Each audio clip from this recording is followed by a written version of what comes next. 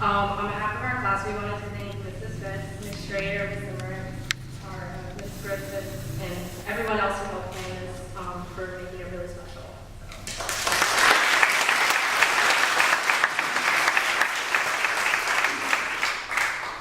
Okay, so I'll start with the fragments, the snippets of my high school career. A red marked test on a desk, a rotten egg with a nasty stench, a deafening crowd cheering the team on to victory, a long bus ride to an inner city church, an unused coffee machine in the corner, and the smell of sulfur from an active volcano.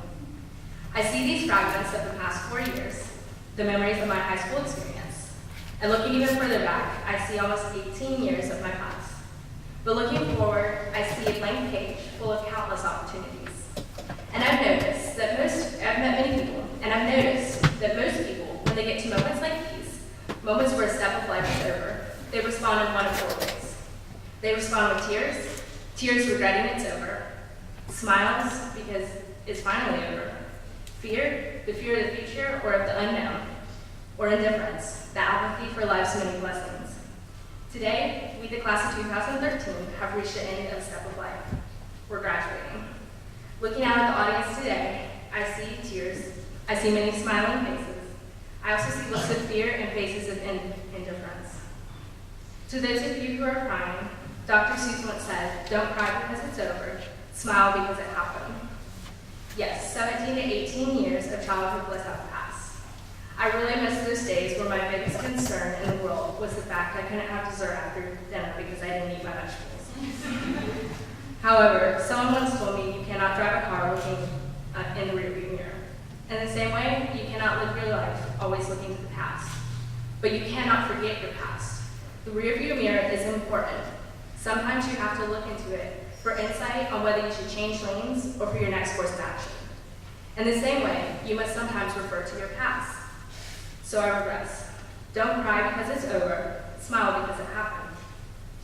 To those of you smiling, happy that high school was finally over, Mother Teresa once said, "Yesterday is gone, tomorrow has not yet come.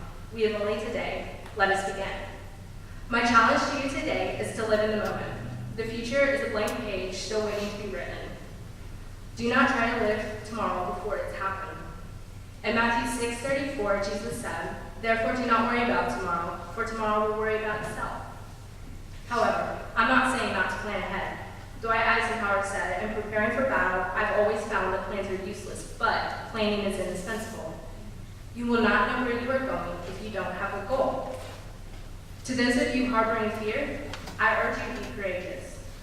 2 weeks ago to this day, I was standing on a cable connected to 2 trees in the mountains of Nicaragua. I was ziplining, and in order to continue on, I had to walk across the cable I was on to get to the next landing.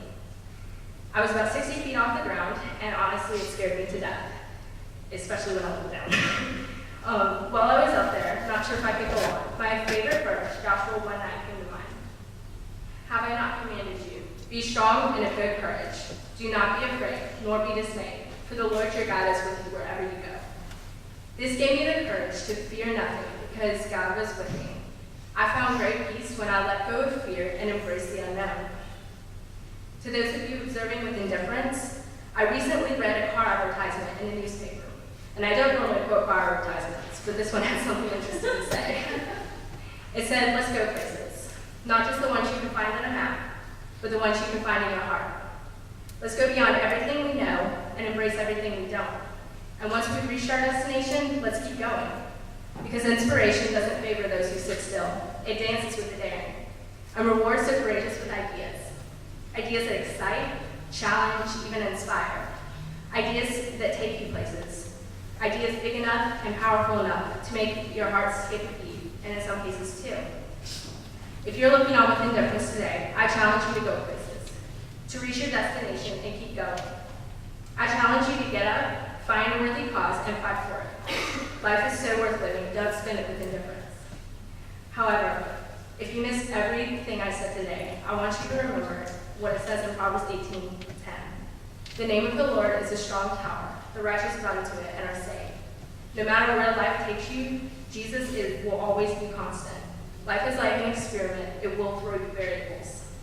So hold on to the constant Jesus Christ. Fight the good fight. finish the race, keep the faith. I challenge you to live for today, remember the fragments of yesterday, plan for tomorrow, and fear nothing because Jesus is with you. Today, I will leave you, the class of 2013, Nick, Bailey, and McKenzie, with the greatest blessing one child of God could give to another. May the Lord bless you and keep you. May the Lord make his face shine upon you and be gracious to you. May the Lord lift up his countenance to you and give you his peace. Congratulations to the class of 2013.